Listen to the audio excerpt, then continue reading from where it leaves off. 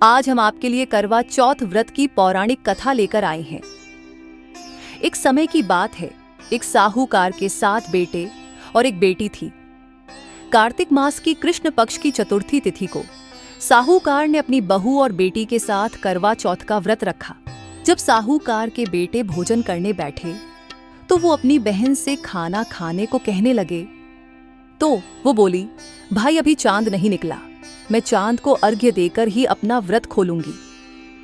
साहूकार के बेटे अपनी बहन से बहुत प्रेम करते थे। वो उसे भूख से व्याकुल नहीं देख पाए। उन्होंने नगर के पास की एक पहाड़ी पर दीपक जलाकर छलनी की ओट में रख दिया और बहन से बोले, देखो बहन, चांद निकल आया, अब तुम अपना व्रत खोल सकती हो। साहूकार की बेटी दौड़ी दौड़ी भाभियों के पास गई और कहने लगी, भाभी देखो चांद निकल आया, चलो व्रत खोलते हैं।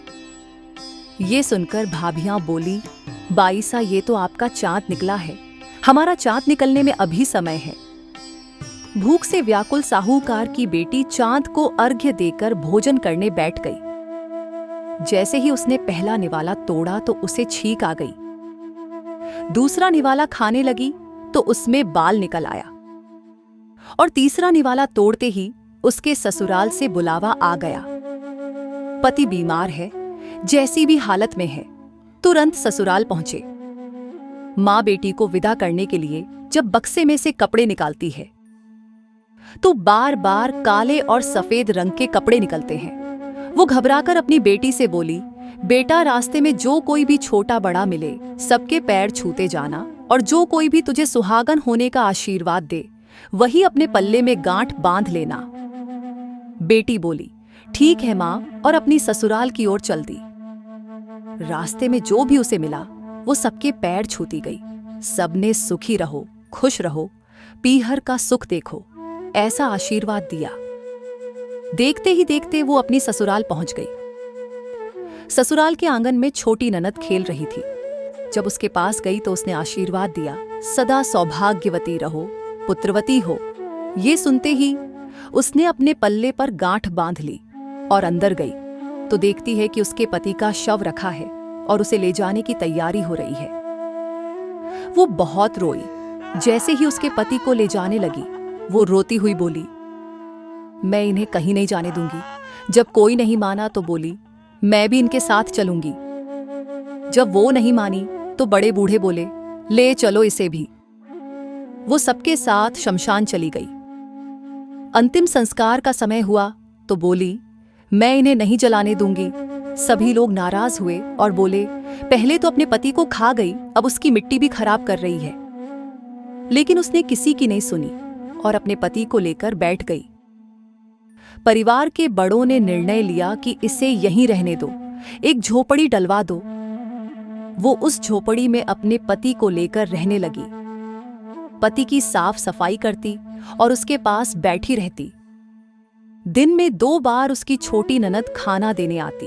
वो हर चौथ का व्रत करती, चांद को अर्घ्य देती और जब चौथ माता आती तो कहती, करवोले करवोले भाइयों की प्यारी करवोले, घनी भुखारी करवोले। वो चौथ माता से अपने पति के प्राण मांगती, लेकिन चौथ माता उसे ये कहती कि हमसे बड़ी चौथ माता आएंगी, तब उनसे अपने पति के प्राण मांगना। एक एक करके सभी चौथ आई और सभी ये कहकर चली गई। अश्विन की चौथ माता बोली, तुमसे कार्तिक की बड़ी चौथ माता नाराज है, तेरा सुहाग वहीं लौटाएंगी। तू उनके पैर मत छोड़ना और 16 श्रृंगार का सारा सामान तैयार कर लेना। जब कार्तिक की बड़ी चौथ करवा चौथ आई तो उसने अपनी छोटी ननद से 16 श्रृंगार का सामान मंगवाया, करवे भी मंगवाए। जब सास को ये पता चला तो वो बोली, पागल हो गई है, जो मांगती है दे आओ। साहूकार की बेटी ने करवा चौथ का व्रत रखा, जोत करी।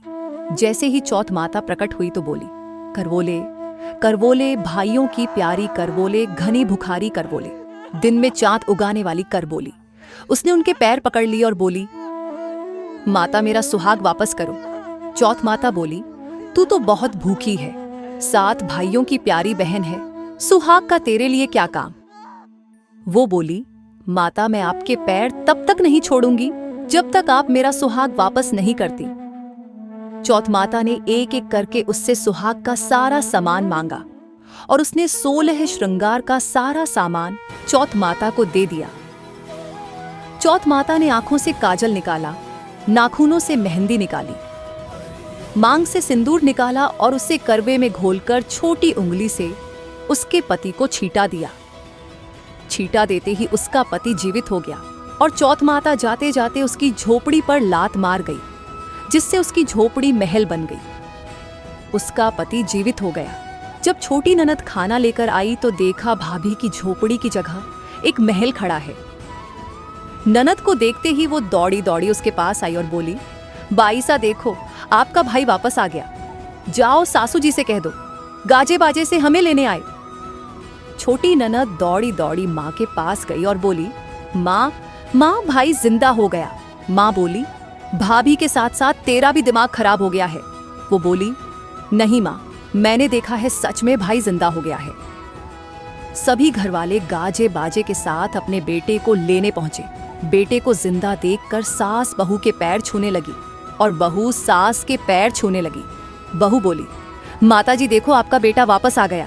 सास बोली, बहू मैंने तो साल भर पहले इसे भेज दिया था, ये तो तेरे भाग्य से वापस आया है। हे चौथ माता, जैसी पहली लड़की के साथ करी वैसे किसी के साथ मत करना, और जैसे बाद में उसे अमर सुहाग दिया वैसे ही इस कथा को कहते, सुनते और हुंकार भरते। सब पर कृपा करना। जय चौथ माता।